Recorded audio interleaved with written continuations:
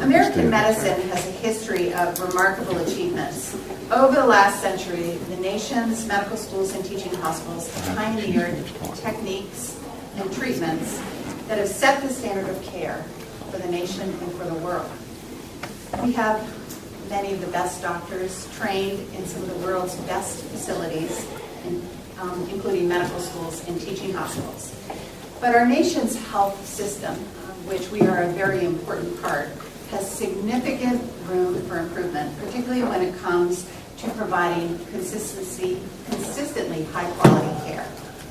That's why the AAMC, which represents all of the nation's medical schools and teaching hospitals, formed Best Practices for Better Care. It's a multi-year initiative to improve the safety and quality of healthcare.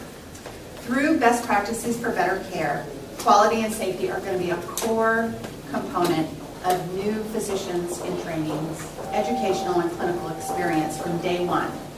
Medical schools and teaching hospitals are going to work together to make care safer when patients are in the hospital and keep them healthier when they leave. Through the research and evaluation expertise at our institutions as well, we can continue to refine the best practices and bring the best of research to the best of clinical care into the educational environment. This certainly will help improve health and improve healthcare in the future. It's also important to note that Best Practices for Better Care is different from other quality and safety improvement initiatives because it's the only effort that brings together the three missions: education, clinical care, and research. The more than 230 medical schools and teaching hospitals that haven't just signed on, they've signed up for this effort, are committed to implementing these measures, which are on the handout that you received when you walked in. Let me tell you a little bit about why these measures were chosen. The clinical measures have been shown to be effective in improving the quality and safety in patient care, and yet they're not broadly used. By promoting their widespread use, first among our own institutions, both the medical schools and teaching hospitals, and then hopefully many of our affiliated organizations, we hope to make a significant impact on the quality of healthcare in the care. It's been said that you can't improve what you don't measure, so data collection and reporting are going to be a very important part of this effort. Each of the best practices has a specific process and performance metric that these institutions will be required to report in terms of monitoring their progress in improvement.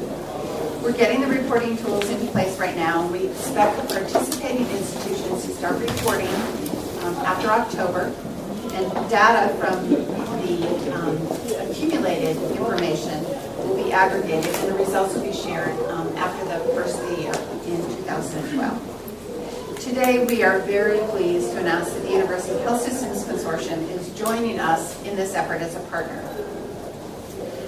It's an alliance of the nation's academic medical centers with years of experience in leading successful learning collaboratives and helping organizations improve their clinical and operational outcomes through data collection and reporting. They're kind of the gasoline and the engine of our performance reporting aspect in terms of best practices for better care.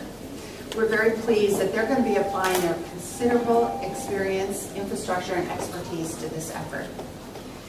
I'm pleased to be joined today by two colleagues who will speak more about best practices for better care and the science of quality care. First, Julie Cerise, who is Vice President of Performance Improvement for the University Health Systems Consortium, who's going to talk about the UHC's work and their participation in this effort. She'll be followed by Peter Pronovost, who's Director of the newly created Armstrong Institute for Patient Safety and Quality and Senior Vice President for Patient Safety and Quality at Johns Hopkins Medicine. And he probably is well known to many of you that have been following healthcare quality and safety in the literature and in the lay press. Dr. Pronovost developed a protocol that's shown dramatic results in reducing central line bloodstream infections.